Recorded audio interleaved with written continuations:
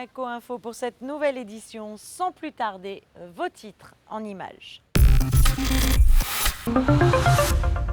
Nous ouvrirons ce journal avec l'exposition internationale qui se tient à Astana et à laquelle participe la principauté avec le pavillon Monaco. Le prince souverain vient d'y effectuer une visite. Coup de projecteur sur la collection Jean-François et Marie-Aline Pratt chez Christie's. Retour sur le gala de l'Académie de danse Princesse Grace. Pour ouvrir ce journal, prenons la direction de la République du Kazakhstan et plus précisément de l'exposition internationale 2017 qui se tient à Astana et où le pavillon monégasque a reçu la visite du prince souverain à l'occasion de la journée internationale. Et si la politique de transition énergétique rejoint les efforts que mène la principauté à l'ONU autour des objectifs de développement durable, cette visite était aussi l'occasion de rappeler les liens qui unissent les deux pays. Sur place, Vanessa Dessy, Thomas Deus, regardez le reportage. 1991, date à laquelle le Kazakhstan proclame son indépendance. Le pays est souvent qualifié de pays d'Asie centrale en raison des liens historiques, linguistiques, culturels et politiques. Astana devient par la suite nouvelle capitale du pays indépendant. Localisée au cœur de la steppe kazakh, la ville se distingue par une architecture résolument avant-gardiste, œuvre de plusieurs architectes. Gratte-ciel, monuments modernes, espaces verts se côtoient. La ville a reçu le prix de Ville pour la paix de l'UNESCO en 1999. Elle est de plus membre de l'Assemblée internationale des capitales et grandes villes depuis 2000. Malgré un régime présidentiel considéré comme autoritaire, une dimension du territoire étendue, une culture et une histoire différentes, la principauté et le Kazakhstan partagent des ambitions similaires. Les échanges entre les deux pays sont fructueux sur des marchés forts et stables, et ces derniers ont une vision semblable, une vision vers une économie verte, respectueuse des principes fondamentaux du développement durable. C'est à tous les niveaux un très très grand pays et un tout petit qui se retrouvent en complète osmose. Je dirais que c'est des relations excellentes et à plusieurs niveaux.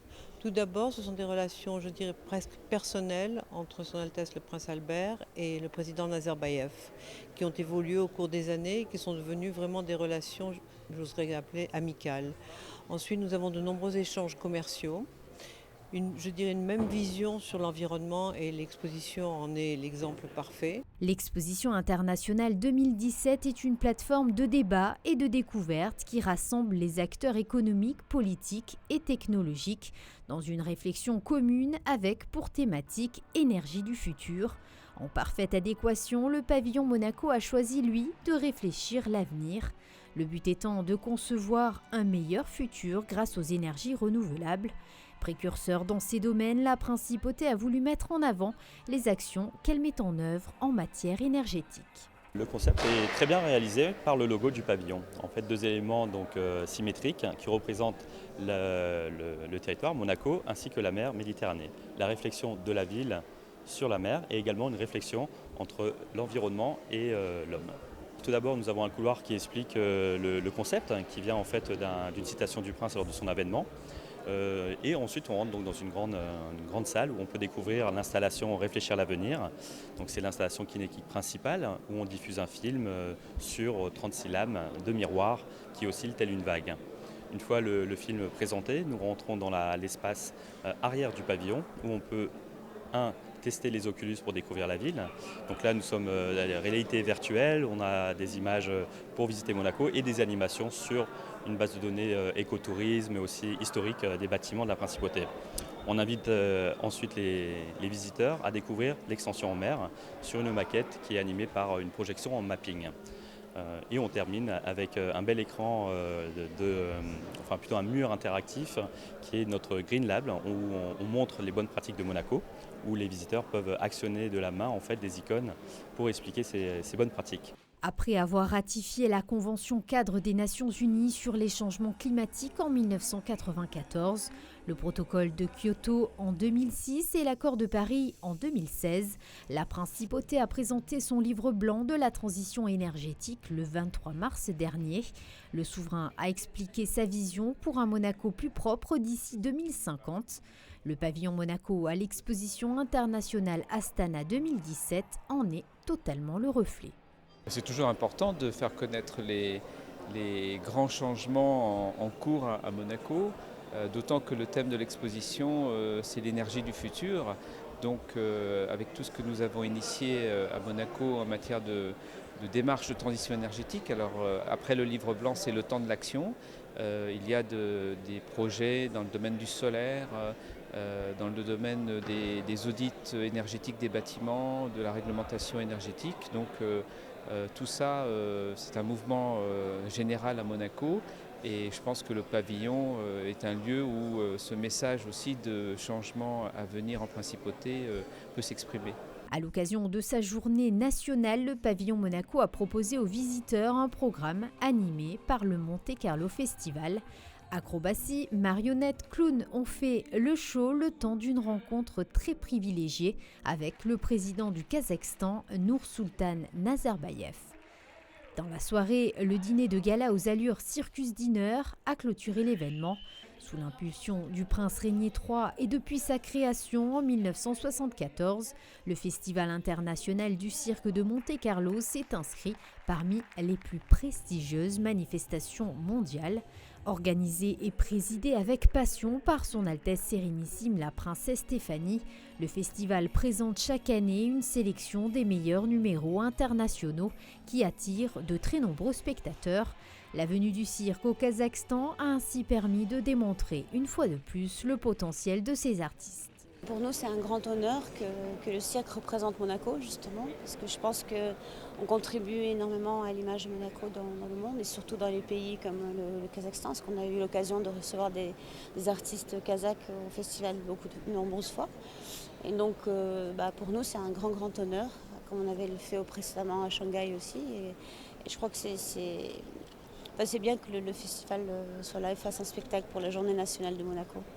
Le souverain souhaite que la principauté soit un exemple en matière de sobriété énergétique et de développement des énergies renouvelables.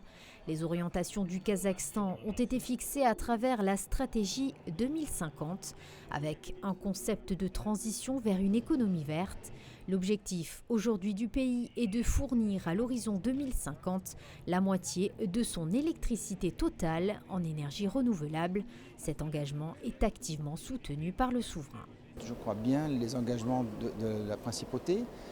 C'était difficile, c'est un pari un petit peu difficile dans un espace un petit peu réduit de faire quelque chose de plus ambitieux ou de plus représentatif. Mais je crois qu'on a su, grâce aux concepteurs et grâce à toute l'équipe d'MIE, faire un pavillon de qualité qui démontre non seulement les projets concrets que la principauté fait, mais donne aussi une vision poétique et avec de belles images de notre préoccupation pour l'environnement, pour le développement durable et pour la transition énergétique si importante pour les années à venir.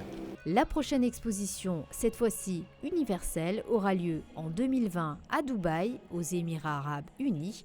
Connecter les esprits, construire le futur, un thème qui sera décliné en 3 sous-thèmes, mobilité, durabilité, opportunité. Regard croisé, voici une collection d'œuvres proposées à la vente par la Maison Christie's. Elle comprend notamment des pièces célèbres du XXe siècle. Sandrine Nègre vous en dit plus.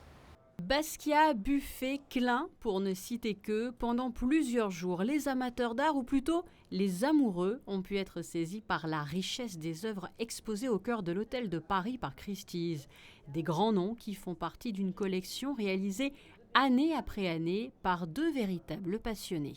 Je suis très heureuse de pouvoir présenter cette collection de Marie-Aline et Jean-François Pratt, qui pour beaucoup de Monégasques représente quelque chose, parce que Jean-François Pratt, malheureusement décédé en 2011, a été un administrateur de la SBM. Quand Christie's a reçu l'accord de vendre cette belle collection qui contient 200 pièces, je me suis dit il faut absolument qu'on fasse quelque chose dans la SBM, mais je voulais aussi, parce que j'aime bien surprendre mes clients, trouver un lieu dont on n'a pas l'habitude d'avoir une exposition. Je savais que chez Au Louis XV, il y avait des travaux dans les cuisines actuellement, donc ce lieu n'était pas utilisé. Et avec la complicité de M. Biamonti et M. Ducasse, nous avons obtenu l'autorisation d'exposer les 15 lots phares de cette collection. Parmi ses œuvres phares, ce Fontana. Couleurs, inspiration, format, style différents, ces œuvres permettent de voyager à travers l'histoire de l'art du XXe siècle. Un véritable dialogue entre ces pièces d'artistes français, européens et américains a vu le jour. Petit coup de projecteur sur 2 d'entre elles. Il s'agit d'un tableau de Jean Dubuffet, artiste français né en 1901, décédé en 1985, qui est une des plus grandes figures de l'abstraction française des années d'après-guerre. Le tableau date de 1964. Il s'inscrit dans une période fondamentale dans la trajectoire artistique de l'artiste qui s'appelle l'Ourloupe, qui commence au début des années 60 et qui court jusque dans les années 70. Ce tableau-là est spectaculaire par son format, par la qualité de ses couleurs, de sa composition, par sa fraîcheur sur le marché, c'est-à-dire qu'il n'a pas été vu depuis très longtemps par les collectionneurs, ce qui est évidemment un plus dans sa valorisation. Et puis c'est un tableau qui est charnière dans le travail de l'artiste parce qu'on est un peu à la frontière entre l'abstraction et la figuration. Si on s'en approche, on devine une sorte de personnage dans l'arrière-plan, mais qui est fondu comme ça dans cette espèce de magma de couleurs rouge et bleu. Donc un tableau très important, et très important aussi parce qu'il a fait partie de toutes les plus grandes expositions qui ont été consacrées à Jean Dubuffet, en particulier dans les années 60 aux États-Unis et à Venise. Donc voilà, vraiment une des pièces maîtresses de la vente. C'est une œuvre qui résonne aussi dans la région, puisque c'est Yves Klein, un artiste natif de Nice, et dont le travail a d'ailleurs une résonance assez forte avec la Méditerranée, avec la lumière dans son du ciel et de la mer, et donc un artiste qui a inventé ce IKB, qui est International Klein Blue. Là, une œuvre absolument magique de 1961. J'espère que la caméra peut voir vraiment auprès les reliefs de l'œuvre, parce que non, ce n'est pas qu'une œuvre monochrome, c'est une œuvre bien entendu monochrome, mais c'est aussi une œuvre monochrome qui vit, qui a une véritable énergie, une véritable résonance. Et c'est une œuvre aussi assez spéciale puisqu'elle a été dédicacée par son auteur, donc par Yves Klein, à son ami Franck Stella, dont d'ailleurs une autre œuvre fait partie de la collection et sera aussi vendue en octobre à Paris. Donc cela montre aussi les liens entre d'un côté les artistes français, les artistes américains, ces ponts qu'il peut avoir, ces ressemblances en termes de recherche.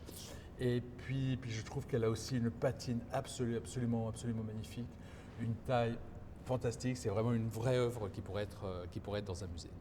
Et la vente aux enchères de ces pièces qui composent Regards croisés, la collection de Jean-François et Marie-Aline Pratt, aura lieu à Paris les 20 et 21 octobre prochains chez Christie's. Et puis sinon, dans le reste de l'actualité en principauté. Les festivités de la Saint-Jean ont été célébrées à Monaco ce week-end, vendredi soir sur la place du Palais, à l'issue de l'office religieux au sein de la chapelle palatine. Un feu de joie réunit les monégasques autour des groupes folkloriques. Et au balcon du Palais, 2 petits sujets ont retenu toute l'attention. Entourés de leur maman, la princesse Charlène, le petit prince héréditaire Jacques et sa sœur, la princesse Gabriella, ont assisté à cet événement avec beaucoup de sérieux. Samedi soir, sur la place des Moulins, un cortège est parti vers l'église Saint-Charles pour une bénédiction solennelle du Très Saint Sacrement et un feu de joie a également été allumé sur la place. Le casse-croûte des chefs a réuni les amateurs de caviar ce samedi au bar du Quai des Artistes. Organisé par Joël Garraud, cette seconde édition faisait la part belle au caviar Sturia, premier producteur français du caviar écolabel. Nous pouvions également retrouver le Petit Charcutier de Monaco et le Bon Pain, tous deux présents pour ce casse-croûte des chefs. La soirée des artistes associés s'est tenue ce samedi au Théâtre des Variétés, une 15e édition qui était animée par Éric Le Rouge.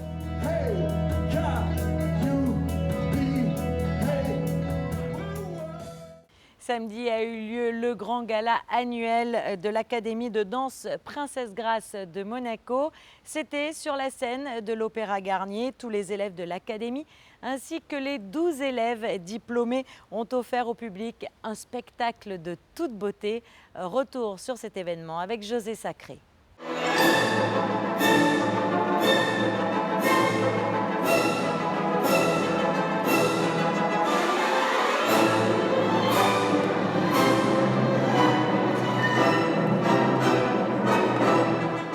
moment exceptionnel, très attendu par les élèves, les professeurs, les chorégraphes, mais aussi par tous les amateurs de ballet, le grand gala de l'Académie de danse Princesse Grace a eu lieu samedi 27 juin 2017 sous les ors de la salle Garnier.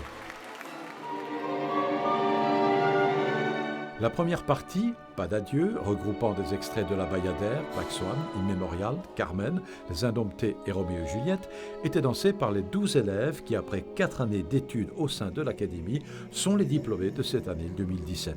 Tous, et c'est très important, assez extraordinaire même, tous vont intégrer à la rentrée de grandes compagnies internationales comme par exemple le Théâtre Mariinsky, le Ballet de Zurich, le Ballet Royal suédois, le Ballet National d'État de Bavière à Munich, le Ballet écossais et les ballets de Monte-Carlo.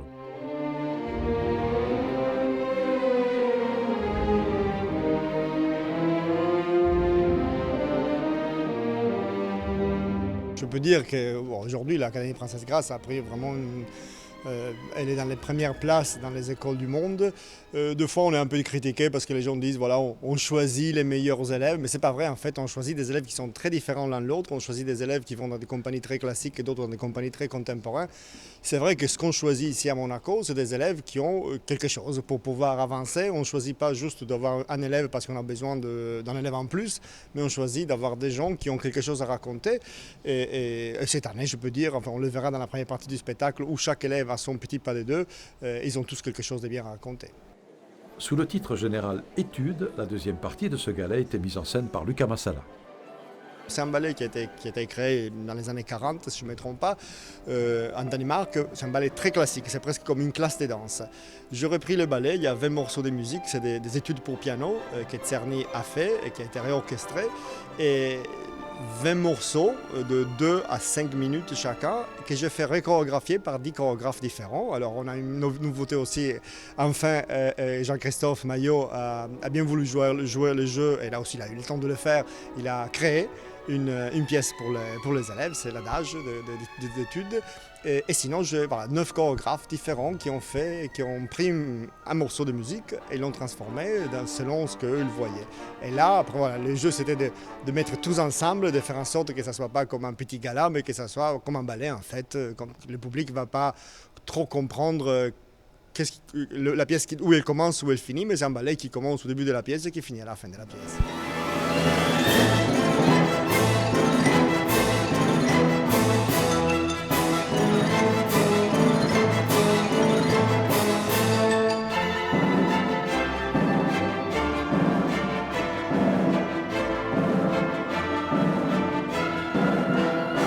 Jean-Christophe Maillot, le directeur des ballets de Monte-Carlo, qui regroupe, rappelons-le, la compagnie de danse, le festival Monaco Dance Forum et l'Académie de danse Princesse Grace, a participé en tant que chorégraphe au spectacle. Mais ce soir de gala, Jean-Christophe Maillot était dans la salle, comme tous les spectateurs, complètement éblouis par la qualité du travail et l'excellence de ces jeunes artistes, danseuses et danseurs, âgés seulement de 13 à 17 ans. C'est ce qu'il y a de magnifique. Enfin, moi, c'est pour ça que j'ai une tendresse infinie. Je dis toujours pour tous les danseurs, même ceux qui ne sont peut-être pas les meilleurs, parce que c'est vraiment un engagement. Alors je pense qu'il y a sûrement d'autres êtres humains qui s'engagent avec passion dans ce qu'ils font et qui sacrifient des tas de choses pour le faire. Mais c'est vrai que cette demande physique, en plus, cette remise en cause permanente, cet objectif qu'on n'atteint jamais, cette perfection qui n'est pas atteignable, cette remise en question, cette autocritique, et puis ce temps court de carrière est quelque chose d'assez particulier. C'est ce qui fait la beauté de ce métier. Encore une fois, c'est un métier de partage et d'une certaine manière, on est totalement seul face à soi-même et on est toujours responsable de son destin. Donc je crois que c'est vraiment une belle école de vie. Toutes ces nationalités qui vivent ensemble, toutes ces cultures, toutes ces religions, ces manières de penser différentes qui cohabitent quand ils sont jeunes comme ça. Je pense que c'est un signal assez fort pour la réalité du monde aujourd'hui. Et alors évidemment, c'est un peu cliché que de le dire, mais je pense que c'est effectivement extrêmement nécessaire.